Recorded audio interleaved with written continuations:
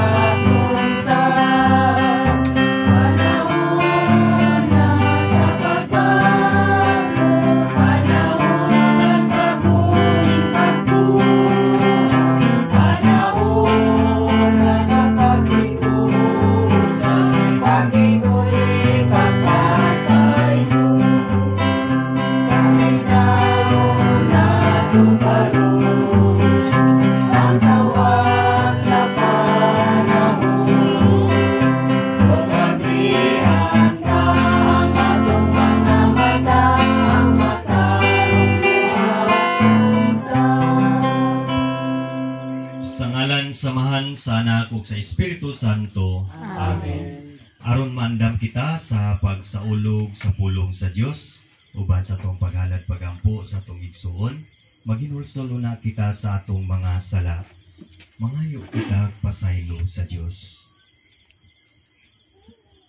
Kitang tanan, nagakumpisal ako sa Dios nga makagagahom sa tanan, ug kaninyong mga igsuon kay nakalapas na pagyaman sa manahuna sa pulong sa buhat, o sa wala pagbuhat sa angay buhaton.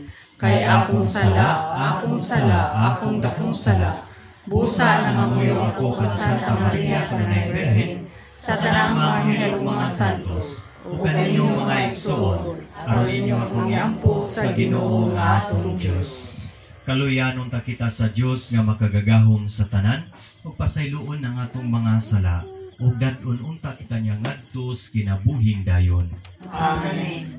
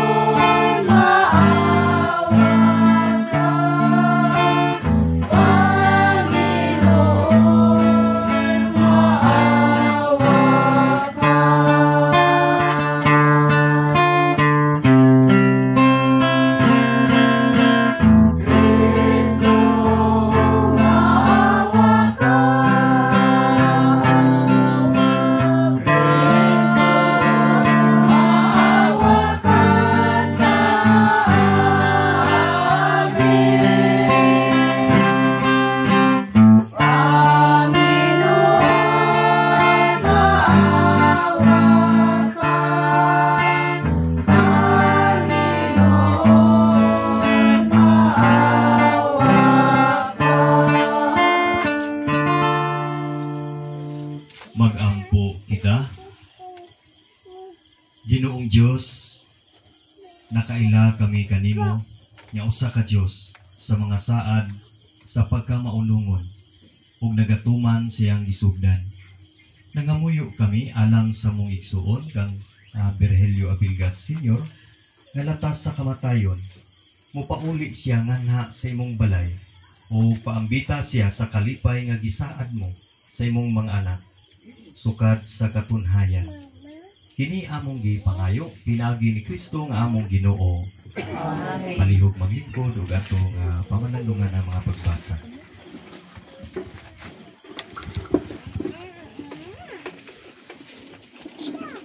Ang unang pagbasa gikuha gikan sa sinulat ni San Pablo ngadto sa mga taga-Roma.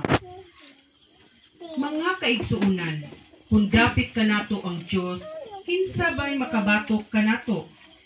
Kung wala magdumili ang Dios pagtugyan sa iyang anak ngadto sa kamatayon tungod kanatong tanan, dili ba hatagan kita niya sa tanang butang nga atong pangayuon kaniya? Kinsay mangahas pagsumbong sa mga piniling katawhan sa Dios?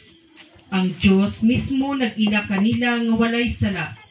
May makahukom ba kanila nga sila sad-an? Si Kristo Jesus maoy nagpakamatay ug gibanhaw. Nagpatua siya sa tuo sa Dios ug nangaliyupo alang kanato. Busa kinsay makapahimulag kanato sa gugma ni Kristo? Ang kaguol ba? Ang kasakit? Ang gutom? Ang kahubo? Ang katalagman? Ang paglutos? Ang kamatayon? Dili, hinunua, taliwala ni ining tanan. Mao'y hingpit kitang kadaugan, pinaagi kaniya, nga nahigugma kanato. Kay siguro, ako nga walay bisan unsa nga makapahimulag kanato sa iyang gugma, bisan ang kamatayon, ni ang kinabuhi, ni ang mga anghel, ni ang mga langitnong punuan o mga gahom, ni ang mga butang karon, ug sa umaabot nga kapanahunan. Ang kalibutan sa itaas o sa ilalom, wala gayoy bisan unsa sa mga binuhat nga makapahimulag kanato sa gugma sa Dios nga anaa nato. Pinaagi sa atong Ginoong Hesukristo. Mao kini ang pulong sa Ginoo. Salamat sa Diyos. Gugma ko ang Ginoo, siya ang naghatag kanako kalig-on. Gigugma ko ang Ginoo, siya ang nanghatag kanako kalig-on. Gihigugma ko ang Ginoo, siya ang Ginoo mao ang akong tigpanalipod.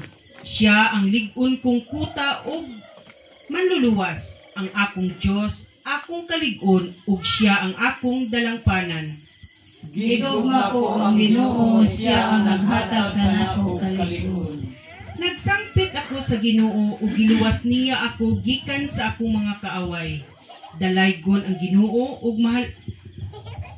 mahilongtaron ang iyang gugma. Gigugma ko ang Ginoo, siya ang naghatag kanako kalig-on. Naghulat na nako ang laang sa kamatayon ug ang lubnganan nangandam sa paglamay kanako. Gigugma ko ang Ginoo, siya ang naghatag kanako kalig-on. Palihog manindog alang sa pagdahig sa Ebanghelyo.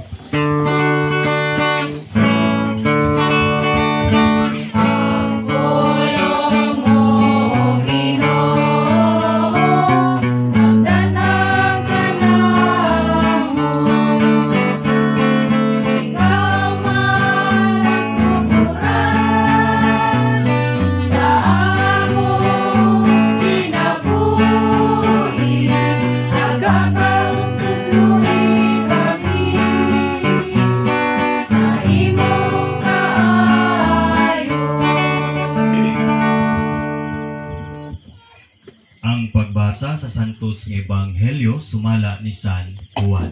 Himayaw ikaw, O Ginoo. Amahan, buot ko nga bisan asa ako atuwa usab sila. Niadtong panahon na mingon si Jesus, Amahan, gihatag mo sila kanako. Ang buot ko nga bisan asa ako atuwa usab sila. Aron makakita sila sa akong himaya. Ang himaya nga imong gihatag kanako, kay nahigugma ka man kanako, bisan sa wala pa buhata ang kalibutan. Amahan nga matarong, ang kalibutan wala makaila kanako, apan nakaila ako kanimo, o kini sila nasayod, nga ikaw ang nagpadala kanako. Gipaila ko ikaw kanila, o kini akong padayunon pagbuhat aron mabatunan usab nila ang imong gugma alang kanako ug magpuyo ako diha kanila. Ang Ebanghelyo sa Ginoo. Dayon ikaw, O Kristo. Palihog maglingkod sa atong pagpamalandong karong gabi una. Siguro matagabi sa atong pag-uban, paghalag, pagampo sa itong igsuon. Nagkalain ang mga pulong sa Ginoo nga itong madungog nga diin nakahataga nato o challenge sa hagit sa katapusa kita mga buhi sa itong tawanon nga kinaiya mabati kita kaguol. Labi na gyud sa sitwasyon ini nga kining kamatayon. Apa nag-challenge ka nato ang Ginoo nga di ta mawad ang paglao. Kaya atong kinabuhi nining kalibutana. Mawagi kita sa kamatayon.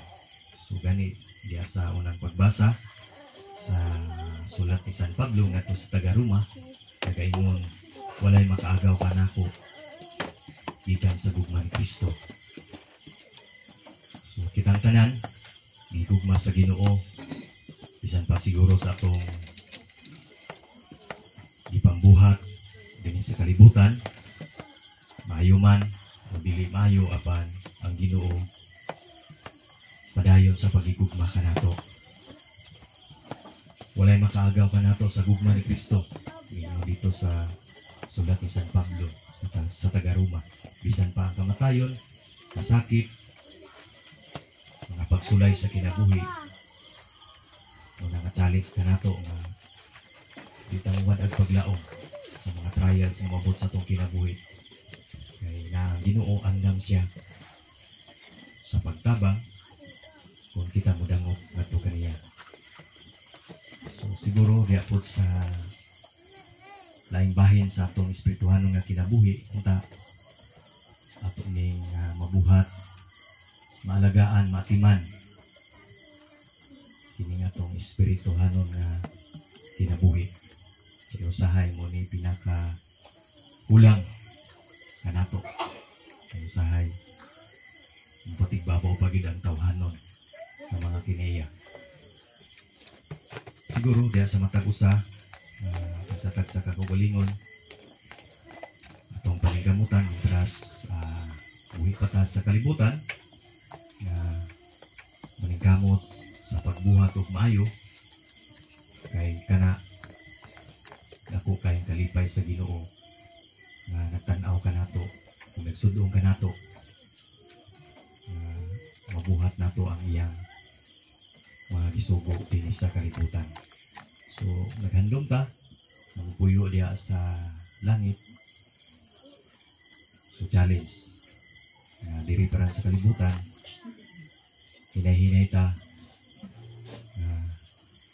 mohimo sa atong mga tagsa-tagsa ka responsibilidad isip mga binunyagan.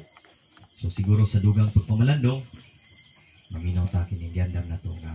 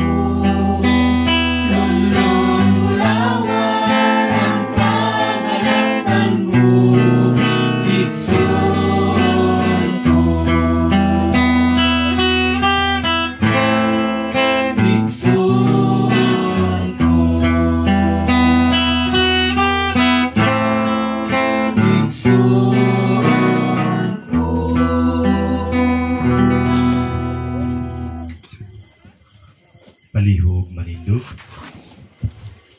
Sa atong katinibanong pagampo, akong giyawag ang tanan sa makagpagampo atong tubag. Ginoo, patalinghugi ang among pagampo. Ginoo, patalinghugi ang among pagampo.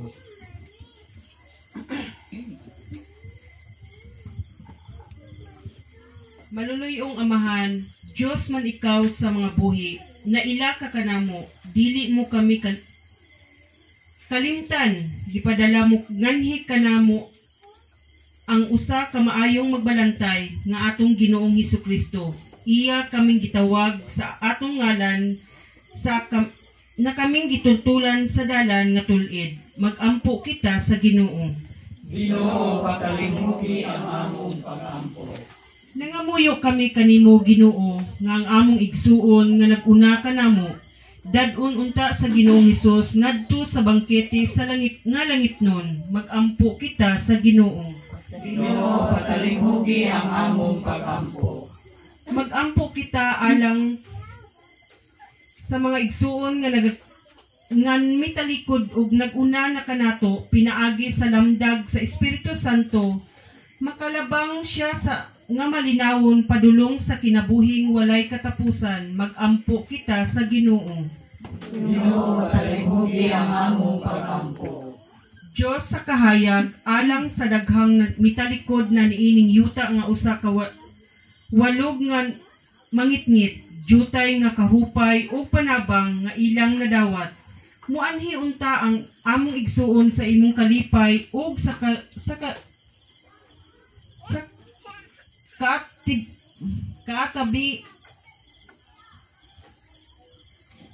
kaambitan sa imong mga santos. Magampo kita sa Ginoo. Ginoo, patalinghugi ang among pagampo. Diha sa ilong magampo kita alang sa atong personal nga katuyuan.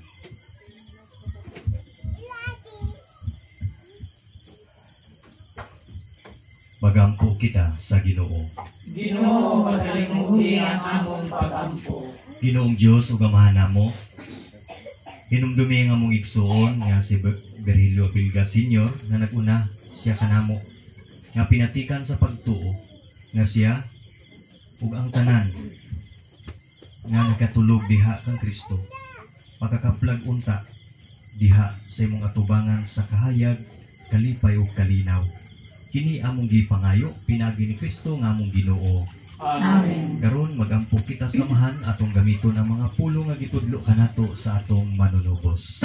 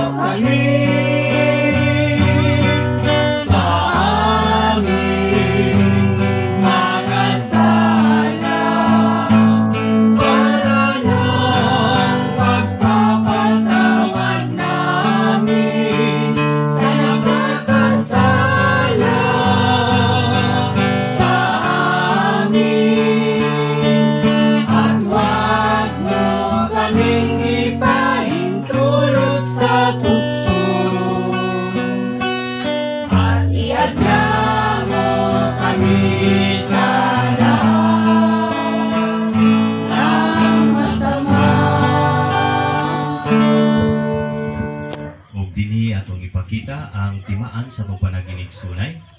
Yes, dali na. Palihog lagi ko dalang sa pagkulit.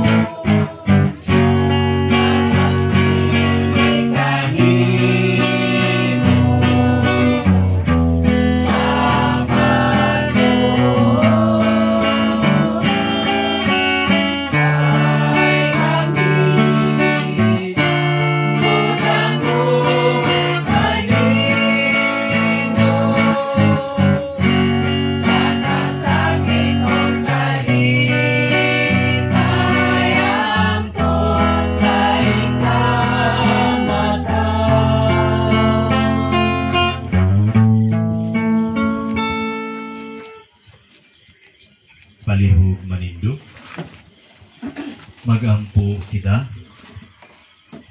Ginoong Isos, nangamuyo kami kanimo, tipuna kami sa imong katilingban. Sa igong baagi, may usa kami, uban ni adtong naguna kanamo. Kini among gipangayo, pinagi ni Kristo nga among Ginoo. Amen. Ug karon atong itugyan ang atong igsuon sa atong labaw nga makagagahom.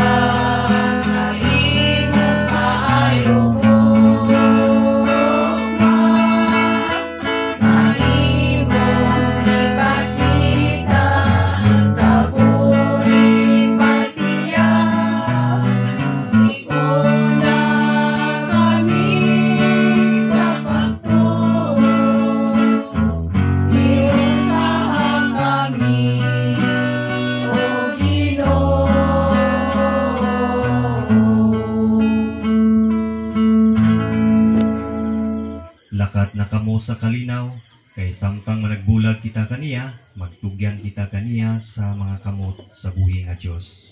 Ug manalangin kanato ang Dios nga makagagahom sa tanan, ang Amahan, ang Anak, ug ang Espiritu Santo. Amen. Tapos na atong ikapito nga gabi sa atong paghanag pagampo alang sa atong igsuon kang Iso Berli, atong dad-on ang gugma o kalinaw ni Kristo. Salamat sa Diyos.